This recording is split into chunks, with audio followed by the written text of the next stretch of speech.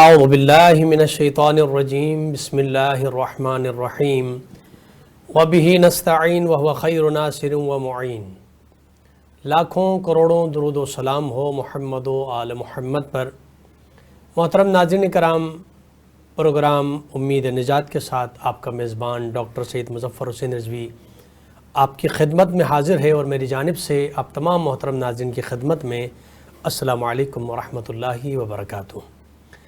ناظرین کرام، اللہ رب العزت نے انسان کی تخلیق فرمائی اور حضرت آدم علیہ السلام کو پہلا نمائندہ بنا کر اس روئی زمین پر بھیجا، اور ساتھ ہی یہ بھی اعلان فرمایا کہ حضرت انسان تو اس دنیا کے لیے نہیں بلکہ اس دنیا کے بعد کی ایک اور دنیا ہے جس کے لیے تجھے میں نے بھیجا ہے دنیا میں۔ اور رسالت میں آپ صلی اللہ علیہ وآلہ وسلم کا فرمان کہ الدنیا مزرعۃ الآخرہ، دنیا آخرت کی کھیتی ہے، یعنی جو کچھ میں اس زمین پر، اس روئی زمین پر، اس دنیا میں بوؤں گا وہی میں آخرت میں کاٹوں گا۔ لہٰذا انسان اس روئی زمین پر تمام تر چیزوں میں، دنیا کی جتنی چیزیں اس میں انسان متفق نہیں ہے، چاہے وہ توحید پروردگار ہو۔ اللہ کی توحید پر بہت سارے لوگ ہیں جو اللہ کو نہیں مانتے، بہت سارے اس روئی زمین پر ایسے لوگ بھی ہیں جو رسالت میں آپ کی رسالت کو قبول نہیں کرتے۔ یعنی ایک گھر کے اندر کے افراد جس میں باپ، ماں اور بچے ہیں، وہ بھی آپس میں ہر چیز پر متفق نہیں ہوتے، لیکن اس روئی زمین پہ ایک چیز ایسی ہے جس پر تمام انسان متفق ہیں، اور وہ چیز ہے موت۔ کل نفس ذائقۃ الموت۔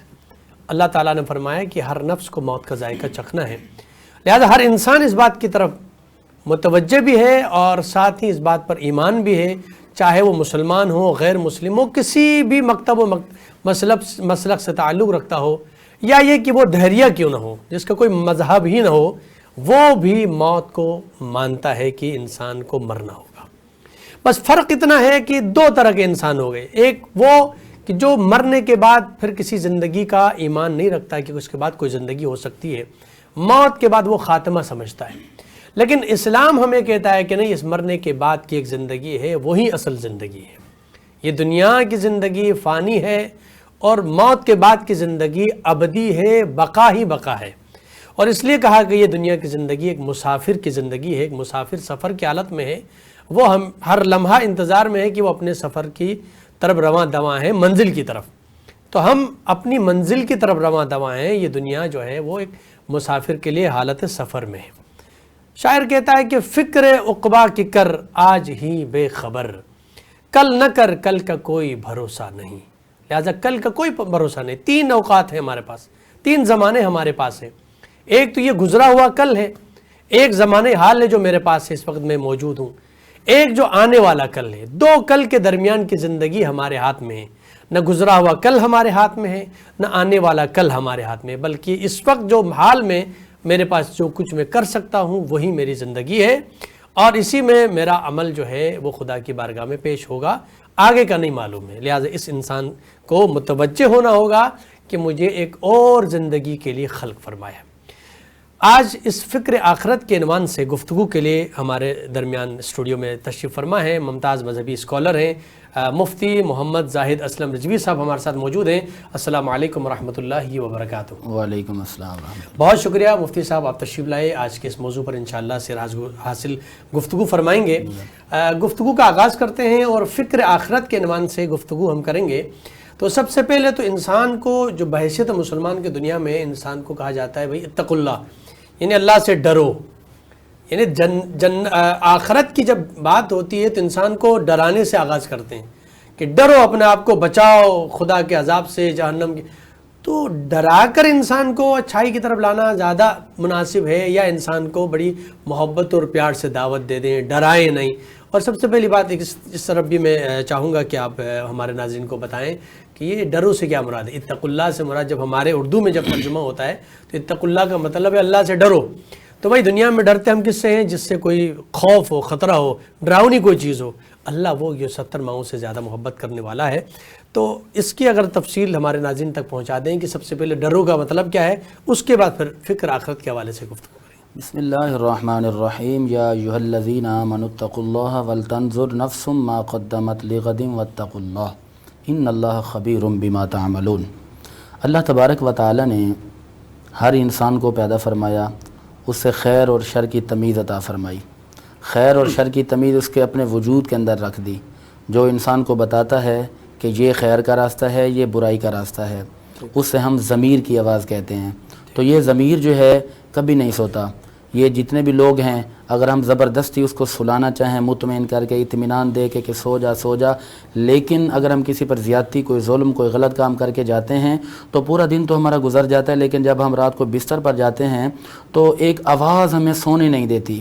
اے سی بھی چل رہا ہوتا ہے، راحت بستر بھی ہوتا ہے، لیکن سکون نہیں ہوتا۔ تو اس کی کیا وجہ ہے کہ وہ ضمیر ہوتا ہے جو ہمیں جھنجھوڑتا رہتا ہے۔ وہ ضمیر کیا کہتا ہے؟ پورے دن کے کام ہم کر کے جاتے ہیں تو وہ ضمیر ہمیں کہتا ہے کہ تم نے یہ اچھا نہیں کیا۔ تو اس آواز کو کہتے ہیں ضمیر کی آواز۔ اور اللہ تبارک و تعالی نے ہمیں پورے 50 سال یا 100 سال کے لیے بھیجا ہے، تو ہمارے اندر ایک تمیز بھی رکھی ہے جسے ہم ضمیر کہتے ہیں۔ تو وہ ضمیر ہمیں ہر صبح، ہر شام، ہر لمحہ، ہر گھڑی ہمیں جھنجھوڑتا ہے کہ اللہ تعالیٰ نے تمہیں کس مقصد کے لیے بھیجا تھا اور تم کس کاموں میں لگ گئے ہو۔ آئے تھے جس کام کو، وہ کام تو کرنا بھول گئے، اوروں کو جگانا یاد رہا، خود ہوش میں آنا بھول گئے۔ تو اللہ تبارک و تعالیٰ کا جو ایک پیغام ہے وہ یہ کہ وما خلقت الجن والانس الا لیعبدون، کہ میں نے جنوں اور انسانوں کو پیدا ہی اس لیے کیا کہ وہ عبادت کریں۔ اب انسانوں اور جنوں کی بات کی گئی، ایک طرف جانور ہیں وہ بھی اللہ کی مخلوق ہیں، لیکن جب انسانوں کی بات آتی ہے اللہ فرماتا ہے یہ اشرف المخلوقات ہیں۔ کیوں فرماتا ہے؟ اس لیے کہ جانوروں کے اندر کوئی ڈر، کوئی خوف، کوئی ایسی چیز نہیں ہے۔ انہیں پتہ ہے کہ انہیں کوئی پتہ نہیں ہے، خیر و شر کی تمیز بھی نہیں ہے، کیا کھانا ہے، کس طرح چلنا ہے، کیا کون ہماری بہن ہے، کون ہمارے ساتھی ہیں، کون ہماری ہم جنس ہے، انہیں پتہ نہیں ہوتا۔ لیکن اللہ جل شانہ نے انسان کو بنایا تو انسان کے اندر انسانیت کو بھی بنایا، اور وہ انسانیت جس کے اندر ہوتی ہے وہ پھر اتقوا اللہ کے مرتبے پر پہنچ جاتا ہے۔ تو اس ڈرنے کا جو مطلب ہے، جیسا کہ آپ نے فرمایا، ڈرنے سے مراد یہ ہے کہ دیکھیں ماں جو ہے نا بڑی محبت کرتی ہے اپنی اولاد سے، لیکن ماں بھی ایک وقت میں ایسے نتیجے پر پہنچ جاتی ہے تو اپنی اولاد کو کڑوی دوا پلاتی ہے، حالانکہ نہ چاہتے ہوئے کڑوی دوا پلاتی ہے کہ میرے بچے کو کوئی تکلیف نہ پہنچے، آگے چل کر معاملات خراب نہ ہوں۔ میرا اللہ 70 ماؤں سے زیادہ محبت فرماتا ہے۔ تو اللہ کے یہ فرمانے کا مطلب یہ ہوتا ہے کہ بندو میں تو تم سے پیار کرتا ہوں، لا یکلف اللہ نفسا الا وسعها، میں پیار بھی کرتا ہوں، تمہیں تکلیف بھی نہیں دینا چاہتا۔ حضور نے فرمایا نا کہ اگر اللہ تعالیٰ تمہیں جہنم میں داخل کرنا چاہتا تو تمہیں سورہ اخلاص قل هو اللہ عطا نہ فرماتا۔ اللہ تو یہ چاہتا نہیں ہے کہ میرے بندے جہنم میں جائیں، اس لیے اللہ فرماتا ہے کہ بندو اتقوا اللہ، اللہ سے ڈر جاؤ۔ اس ڈرنے کی جو تفسیر علماء صحابہ اکرام سے ہمیں ملتی ہے وہ یہ ہے کہ جس طرح بندہ ایک سمندر میں جاتا ہے تو سمندر میں جائے یا کانٹوں میں جائے تو اپنے دامن کو بچا کے سمیٹ کے رکھتا ہے، تو اس ڈرنے کا مطلب یہ ہے ڈرنے اپنے آپ کو محفوظ رکھنا، اللہ کی تابعداری میں لے آنا، اللہ کی باتوں میں لے آنا، جو رب کے فرامین ہیں ان پر چلنا، یہ ہے ڈرنا۔ ٹھیک ہے، پہلے اللہ تعالیٰ نے فرمایا یا ایھا الناس، اے لوگو اللہ کی عبادت کرو، بس اولاً عبادت کا حکم آیا، پھر آیا اقیموا الصلاۃ، پھر آیا آتوا الزکاۃ، پھر آیا یقیمون الصلاۃ، پھر آیا رزقناہم ینفقون۔ اچھا، یہ تمام تر چیزیں فرمانے کے بعد بھی اگر انسان باز نہیں آتا تو پھر جس طرح ماں اپنی اولاد کو نہ چاہتے ہوئے کڑوی دوا پلاتی ہے، اس طرح اللہ تعالیٰ بھی نہ چاہتے ہوئے فرماتا ہے کہ اللہ سے ڈرو۔ اگر نہیں ڈرو گے، یعنی اللہ کی بات نہیں مانو گے، نبی کی بات نہیں مانو گے، تو پھر سنو کہ یہ جو جہنم ہے یہ بھی تیار کی گئی، اس میں بھی جانا ہے۔ اس میں وہ لوگ جائیں گے جو رب کی نافرمانی کریں گے، اس میں وہ لوگ جائیں گے جو محمد مصطفیٰ کی نافرمانی کریں گے۔ اب اللہ نے فرمایا کہ جب تم ڈرنے والے بن جاؤ گے تو وَلِمَنْ خَافَ مَقَامَ رَبِّهِ جَنَّتَانِ، کہ جو رب کے سامنے کھڑے ہونے سے ڈر گیا، گناہوں سے بچ گیا، تو اس کے لیے 2 جنتیں ہیں۔ اللہ 2 جنتیں کیوں؟ رب نے فرمایا کہ ایک تو یہ کہ اس نے اللہ کی تابعداری کی، دوسرا یہ کہ وہ رب کے سامنے قیامت والے دن کھڑے ہونے سے ڈر گیا کہ جب یہ عدالت لگی ہوگی، وہاں پر عدالت خدا کی ہوگی، وہاں پر کسی پر کوئی زیادتی نہیں ہوگی، تو رب کے سامنے میں کیا منہ لے کے جاؤں گا؟ اللہ فرمایا کہ تجھے 60 سال 70 سال زندگی کے دیے، جس خدا نے تجھے رزق دیا، جس خدا نے تجھے جان دی، جس خدا نے تجھے مال دیا، اولاد دیا، تو اس کو ہی بھول گیا تھا۔ تو جو بندہ اس دن کے رب کے سامنے کھڑے ہونے سے ڈر گیا، اللہ فرماتا ہے اس کے لیے 2 جنتیں ہیں۔ پھر فرمایا ان المتقین فی جنات و انہار، کہ وہ جنتوں میں ہے۔ پھر فرمایا ان المتقین فی ظلال و عیون، کہ جو متقی ہیں وہ چشموں میں ہیں، وہ رحمتوں میں ہیں۔ اور میرے نبی نے فرمایا کہ جو بندہ ایمان لے کر جائے گا، تقوی لے کر جائے گا، ڈر لے کر جائے گا، تو فرمایا اللہ تعالیٰ اسے بے حساب کے جنت میں داخل فرمائے گا۔ اچھا، یہاں مختصر سا بریک کا وقت ہوتا ہے۔ ناظرین کرام، ایک مختصر سا بریک لیتے ہیں، بریک کے بعد دوبارہ اس سلسلے گفتگو کو آگے بڑھاتے ہیں۔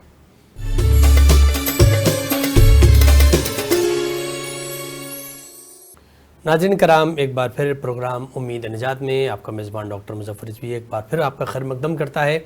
آج ہماری گفتگو ہے فکر آخرت کے عنوان سے، اور ہمارے ساتھ تشریف فرما ہے ممتاز مذہبی اسکالر ہیں مفتی محمد زاہد اسلم رضوی صاحب۔ بریک سے پہلے ہماری گفتگو تھی اور آپ نے فرمایا کہ انسان کے اندر ایک آواز اللہ رب العزت نے رکھی ہے جس کو ہم ضمیر کی آواز کہتے ہیں۔ یہ ضمیر کی آواز اگر تھوڑا سا ڈیفائن کریں کہ ضمیر کی آواز ہر انسان کے اندر موجود ہے یا کوئی اللہ کے خاص بندوں کے پاس ہے؟ اچھا، پھر ضمیر کی آواز کیسے پہچانے انسان کو، کیسے معلوم ہو کہ یہ ضمیر کی آواز آ رہی ہے؟ تو اس کے بارے میں ہم ناظرین کو اگر بتائیں کہ کس طرح وہ اپنی اس ضمیر کی آواز کو پہچان سکتے ہیں۔ دیکھیں جی، اللہ تعالیٰ نے مطلق ارشاد فرمایا کہ جس انسان کو دنیا میں بھیجا گیا ہے اس کے پاس خیر و شر کی تمیز اس کے اپنے وجود میں ہی رکھ دی، یعنی جس کا وجود ہے اس کے اندر یہ خیر و شر کی تمیز ہے۔ اللہ نے 29ویں پارے میں ارشاد فرمایا بل الانسان علی نفسہ بصیرا، کہ بلکہ انسان اپنے حال کو خود بخود دیکھنے والا ہے۔ ولو القا معاذیرا، اگرچہ وہ اپنے آپ کو ہیلے بناتا رہے، بہانے سناتا رہے تو ضمیر پھر بھی نہیں سوتا۔ یاد رکھیے کہ جو بندہ ضمیر کو نہیں پہچانتا، ضمیر کے ہونے کا مطلب یہ ہوتا ہے کہ اب انسان سوچے کہ جس کام کو کر کے اس کو تسلی مل جاتی ہے تو سمجھ لیجئے کہ وہ نیکی ہے۔ جس کام کو کرنے کے بعد دل کھٹکتا رہے، دل میں بے چینی رہے، رات کو نیند نہیں آتی، بڑے بڑے لوگ ہوتے ہیں کہتے ہیں اے سی بھی لگا ہوا ہے اور فوم بھی ہے، بڑی نرم جگہ ہے مگر سکون نہیں آتا، ڈاکٹر کہتے ہیں کہ جی یہ کرو وہ کرو، در حقیقت جو اسے سکون نہیں آتا وہ اللہ کی حدوں کو توڑ کر جا چکا ہوتا ہے۔ اور اسی طرح اللہ کا یہ فیصلہ ہے ولو القا معاذیرا، کہ وہ جتنی بہانے بناتا رہے یہ سوتا نہیں ہے۔ بس اگر ضمیر کی آواز کو ہر آدمی پہچان لے تو اس کی جو 50 سالہ یا مختصر جو زندگی ہوتی ہے وہ اچھے سے گزر جاتی ہے۔ مطلب یہ ہے کہ ضمیر کی آواز تو سب تک پہنچتی ہے، سب تک پہنچتی ہے، اور ہر انسان متوجہ بھی ہوتا ہے لیکن اس کے بعد پھر بھول جاتا ہے اس کو۔ جی اچھا، آگے یہ بتائیں کہ فکر آخرت کے عنوان سے ہے تو انسان اس دنیا کو مکمل ترک کرے، چھوڑ دے، صرف یہ کہ آخرت کی فکر کرتا ہوا کسی غار کی طرف چلا جائے اور اللہ اللہ کرتا رہے، دنیا میں کیا ہو رہا ہے دنیا و مافیا سے آزاد ہو جائے، یا یہ کہ نہیں اس دنیا میں رہتے ہوئے انسان کو اللہ کی عبادت بھی کرنی چاہیے، لوگوں سے جو سلوک برتاؤ جو اللہ کے نبی صلی اللہ علیہ وسلم کی سیرت کے اندر موجود ہے اس طرح کا انسان زندگی گزارے تاکہ وہ دنیا بھی حاصل کرے، کیونکہ پھر دنیا والآخرہ ہے۔ قرآن مجید کے اندر جو دعا ہے انبیاء علیہ السلام کی کہ دنیا میں بھی خیر ہو آخرت میں بھی، تو ایسی کیسی زندگی ہو سکتی ہے کہ جس میں دنیا میں بھی بہتری ہو اور آخرت میں بھی بہتری مل جائے؟ دیکھیے، اس زندگی کا اندازہ یوں لگائے کہ جو حضور علیہ السلام کے صحابہ کرام نے، اولیاء کرام نے، اللہ کے پیاروں نے زندگی گزاری، اس کا مطلب یہ ہرگز نہیں ہے کہ بندہ دنیا میں رہے اور دنیا کو مکمل طور پر ہی چھوڑ دے۔ دنیا کو بھی لے کر چلے، دین کو بھی لے کر چلیں، نماز کے ٹائم پہ نماز پڑھیں، عبادت کے ٹائم پہ عبادت کریں، اور کہیں ایسا نہیں ہو کہ آپ کی زندگی ختم ہو جائے اور آپ کو ہوش ہی نہ آئے، پھر جب موت آ جائے گی تو وَلَن يُؤَخِّرَ اللَّهُ نَفْسًا إِذَا جَاءَ أَجَلُهَا فَإِذَا جَاءَ أَجَلُهُمْ لَا يَسْتَأْخِرُونَ سَاعَةً وَلَا يَسْتَقْدِمُونَ۔ جب یہ موت آئے گی تو موت نے تو کسی کو بھی نہیں چھوڑا۔ حضرت ابراہیم علیہ السلام کے پاس جب ملک الموت آتے ہیں تو ملک الموت نے آ کر یہ کہا کہ میں رب کا پیغام لے کر آیا ہوں۔ کیا پیغام ہے؟ قُلْ إِنَّ الْمَوْتَ الَّذِي تَفِرُّونَ مِنْهُ فَإِنَّهُ مُلَاقِيكُمْ ثُمَّ تُرَدُّونَ إِلَىٰ عَالِمِ الْغَيْبِ وَالشَّهَادَةِ۔ ابراہیم علیہ السلام نے عرض کی کہ میرے محبوب سے جا کر، میرے رب سے جا کر اتنا کہو کہ اللہ تو تو میرا یار ہے، تو تو میرا دلدار ہے، تو تو میرا محبوب ہے، یار یار کو مارتا نہیں ہے، یار تو یار کو بچاتا ہے۔ اب ملک الموت جب یہ پیغام لے کر رب کی بارگاہ میں جاتے ہیں تو اللہ نے فرمایا کُلُّ نَفْسٍ ذَائِقَةُ الْمَوْتِ وَلَن يُؤَخِّرَ اللَّهُ نَفْسًا إِذَا جَاءَ أَجَلُهَا۔ یہ رب کا قانون ہے، رب کا ایک ضابطہ ہے۔ اگر یہاں پہ تمہیں محب اور محبوب کی محبت یاد آ رہی ہے تو یاد رکھو ابراہیم، جب محبوب یار کو بلاتا ہے تو پھر وہ یار جانے سے منع نہیں کرتا بلکہ فوراً جاتا ہے۔ تو پتہ یہ چلا کہ حضرت ابراہیم علیہ السلام کے پاس پیغام کا آنا اس بات کی واضح اور روشن دلیل ہے کہ یہ موت برحق ہے اور ہر کسی کے پاس اس نے آنا ہے، ہر کسی کے پاس اس نے آنا ہے، کوئی بھی اس سے نہیں بچ سکتا۔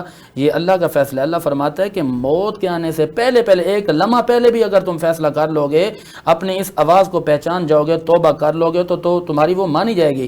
لیکن جب ان گناہ گاروں کو عذاب میں مبتلا کیا جائے گا پھر وہ کہیں گے کہ اللہ ایک لمحے کی مہلت دے دیجئے، ہم دنیا میں فقط اتنا بتا کے آ رہے ہیں کہ دنیا والو ہم نے دنیا میں رہ کر یہ دھوکہ کھایا ہے، یہ دنیا فریب ہے، اتنی مہلت مانگیں گے۔ اللہ فرمائے گا نہیں، تمہیں 50-60 سال کی زندگی دی گئی تھی، اب مہلت نہیں ہے۔ تو پتہ یہ چلا کہ مرنے سے پہلے جو کچھ بھی پہچاننا ہے پہچاننا. ناظرین کرام، یہاں جیسے مفتی صاحب نے فرمایا کہ انسان کو مہلت دی گئی ہے، اور یہ مہلت اس وقت تک ہے جب تک انسان کی زندگی میں زندگی ہے، یعنی انسان کی سانسیں باقی ہیں اور ابھی بھی وہ زندگی کو امید رکھتا ہو، تب اس کے پاس پھر بھی ٹائم ہے کہ پوری زندگی اس نے گناہوں میں گزارا ہے. ایک مجذوب کا واقعہ مفتی صاحب ملتا ہے کہ تاریخ میں ایک مجذوب جو ہے وہ ایک چوراہے پہ بیٹھ کے گریہ کر رہا تھا. کسی نے آ کے پوچھا آپ کیوں رو رہے ہیں؟ تو اس وقت وہ مجذوب کہتا ہے کہ میں اللہ اور بندوں کے درمیان صلح کرانے کی کوشش کر رہا ہوں. اللہ تو مان رہا ہے لیکن یہ بندے نہیں مان رہے، یعنی بندے اتنے غرق ہو چکے ہیں اس دنیا کے رنگینیوں میں کہ وہ دنیا میں غرق ہو کے اللہ سے محبت، اللہ سے تعلق رکھنا نہیں چاہ رہے ہیں. اللہ کہتا ہے ان کو بلاؤ، یہ جتنے گناہ کر چکے میں ان کو معاف کر دوں گا، لیکن یہ کہ یہ مان نہیں رہے ہیں. کہتے ہیں کہ ایک دو دن گزرے، یہی مجذوب جو ہے قبرستان میں ملے.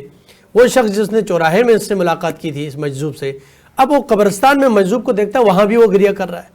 پھر سوال کیا کہ اب یہاں قبرستان میں آپ گریہ کیوں کر رہے ہیں؟ تو اس وقت وہ مجذوب جواب دیتا ہے کہ میں وہی کام کر رہا ہوں جو چوراہے میں کر رہا تھا. کہا کیا یہاں پہ نتیجہ آ رہا ہے؟ تو یہ کہہ رہا ہے کہ نتیجہ یہاں پر بالکل الٹ آ رہا ہے. وہاں چوراہے میں لوگوں کو میں اللہ سے ملانا چاہتا تھا، اللہ نے کہا کوئی گناہ، جتنا گناہ کیا اس نے لاؤ میں اس کو معاف کر دیتا ہوں، میں تیار ہوں اس کو جو نا معاف کرنے کے لیے، لیکن بندہ وہاں پہ راضی نہیں تھا. اب یہاں پر میں مردوں کو اللہ سے راضی کرنا چاہتا ہوں، ان دونوں کی ملاقات کرانا چاہتا ہوں. اللہ تو جو نا یہاں پر اللہ نہیں مان رہا، بندے تو مان رہے اس لیے کہ جو نا قبر میں جانے کے بعد تو ظاہر ان کے پاس کوئی طریقہ نہیں ہے، کوئی اور وسیلہ نہیں ہے. وہ کہتے ہیں کہ اب اللہ ہی ہے، وہ اللہ معاف کر دے گا تو ہم جنت میں جائیں گے ورنہ دوزخ میں جائیں گے. اب یہاں جو ہے اللہ نہیں مان رہا، بندے تو مان رہے ہیں. یعنی بتانا یہ ہے کہ اس واقعے کے اندر کہ انسان اپنی اس زندگی میں جو اللہ تعالیٰ نے اس کو عطا فرمائی، اس میں اللہ کی بارگاہ میں اگر گناہ گار ہے تو وہ توبہ کرے، امید دلائے اللہ تعالیٰ لا تقنطوا من رحمت اللہ کا، کہ اللہ کی رحمت سے مایوس نہ ہونا. تو انسان مایوس نہ ہو، جتنا گناہ انسان کر چکا ہے اگر ایک بار خدا کی بارگاہ میں لوٹ کر آ جائے، رجوع کرے اللہ کی طرف، انشاءاللہ اللہ تعالیٰ نے اپنا دروازہ کھلا رکھا ہے، ہر وقت کھلا رکھا ہے کہ آؤ اور میرے بندو معافی مانگو، میں تمہیں معاف کر دوں گا، تمہیں پاک و صاف کر دوں گا، اس دنیا سے پاکیزگی کے ساتھ لے کر جاؤں گا. تو مفتی صاحب اگر آپ اس کو مزید تفصیل سے بیان کریں. جی دیکھیے کہ آخرت ہی سب کچھ ہے، دنیا تو یہ فانی ہے، دنیا نے ختم ہو جانا ہے، کل من علیہ فان. اب میں یہاں پر اللہ کے نبی حضرت یعقوب علیہ السلام کا ایک واقعہ سنانا چاہوں گا. وقت بہت کم ہے. حضرت یعقوب علیہ السلام سے ملک الموت کی ملاقات ہوئی تو یعقوب علیہ السلام نے فرمایا کہ اے ملک الموت، اتفاقاً آ گئے ہو، ملاقات ہو گئی، ایک وعدہ تو کر کے جاؤ. تو ملک الموت نے فرمایا کہ کیا وعدہ؟ تو آپ نے فرمایا کہ جب تم میری روح قبض کرنے آئے نا تو میرے پاس پیغام ضرور بھیجنا تاکہ میں اپنی آخرت کی فکر کر سکوں، تاکہ میں اپنی آخرت کی تیاری کر سکوں. کچھ وقت گزرا، کچھ عرصہ گزرا، ملک الموت آ گئے. تو ملک الموت جب آئے تو یعقوب علیہ السلام نے فرمایا کہ ملک الموت تم تو وعدہ کر کے گئے تھے کہ مجھے بتا کے آؤ گے، تم نے بتایا نہیں، بغیر بتائے آ گئے. تو ملک الموت نے جواب دیا کہ حضرت میں نے آپ کے پاس ایک پیغام نہیں کئی پیغامات بھیجے ہیں. آپ نے فرمایا میرے پاس تو ایک بھی نہیں آیا پیغام. آپ نے فرمایا کہ آپ کی آنکھوں کے سامنے آپ کے پیاروں کے جنازے اٹھائے گئے، یہ میرا ایک پیغام تھا. آپ کی آنکھوں کے سامنے آپ کے پیارے لاٹھی کے سہارے چلنے لگے، یہ بھی میرا ایک پیغام تھا. آپ کی آنکھوں پہ چشمہ لگا، یہ بھی میرا ایک پیغام تھا. آپ کے اذان نے ساتھ چھوڑ دیا، یہ بھی میرا ایک پیغام تھا. لوگوں کی کمر جھک گئی، یہ بھی میرا ایک پیغام تھا. کہ اے یعقوب یہ بتاؤ کہ کیا میرے پیغامات نہیں آئے؟ اب یعقوب علیہ السلام نے فرمایا کہ آپ کے پیغامات تو آتے رہے ہیں. تو پتہ یہ چلا کہ یہ پیغامات ہمارے سامنے ہمارے پیاروں کو اٹھایا جانا، پھر ہماری کمر کا جھک جانا، آنکھوں پہ چشموں کا لگ جانا، پھر اعضاء کا ساتھ چھوڑ جانا، یہ موت کی دلیل ہیں، یہ آخرت کے پیغامات ہیں. اللہ فرماتا ہے تیاری رکھو. تو کامیاب ہے وہ شخص جو اس مختصر سی زندگی میں رب کو منا گیا، اور کامیاب ہے وہ شخص جو اس مختصر سی زندگی میں محمد مصطفیٰ کو منا گیا. سبحان اللہ، سبحان اللہ. بہت شکریہ. ہمارے ساتھ آج شریک گفتگو تھے ممتاز مذہبی اسکالر جناب مفتی محمد زاہد اسلم رضوی صاحب. مفتی صاحب آپ کے بہت ممنون مشکور ہیں کہ آپ نے وقت نکالا، تشریف لائے، گفتگو فرمائی. ناظرین کرام، بس انسان کو متوجہ ہونا ہوگا، جیسے مفتی صاحب نے بھی فرمایا کہ آپ کے لیے بہت سارے پیغامات آتے رہتے ہیں. انسان یہ سمجھتا ہے کہ شاید مکمل طور پہ یہ پیغام آئے کہ چلو بھائی آپ نے جانا ہے، نہیں، بلکہ یہ جو انسان ہمارے سامنے ہمارے والدین بڑھاپے کی زندگی کو پہنچے، یہاں تک کہ اس دنیا سے رخصت ہو گئے، یہ ایک بڑا پیغام ہے کہ دیکھو آپ بھی اسی طرح اس دنیا سے رخصت ہونے والے ہیں. آپ کی بھی عمر جو ہے وہ ڈھل رہی ہے، آپ کی بھی کمر جھک رہی ہے، آپ کی بھی بینائی کم ہو رہی ہے. یا یہ کہ یہ ضروری نہیں کہ انسان بڑھاپے میں آ کے اس دنیا سے رخصت ہوتا ہے، بلکہ آپ نے دیکھا ہوگا کہ ہمارے معاشرے کے اندر معصوم بچے بھی اس دنیا سے رخصت ہوتے ہیں. بچوں کا بھی انتقال ہوتا ہے، جوانوں کا بھی انتقال ہوتا ہے، اور نہیں معلوم ہے کہ کس ٹائم کس لمحہ ہماری زندگی کا خاتمہ ہو جائے۔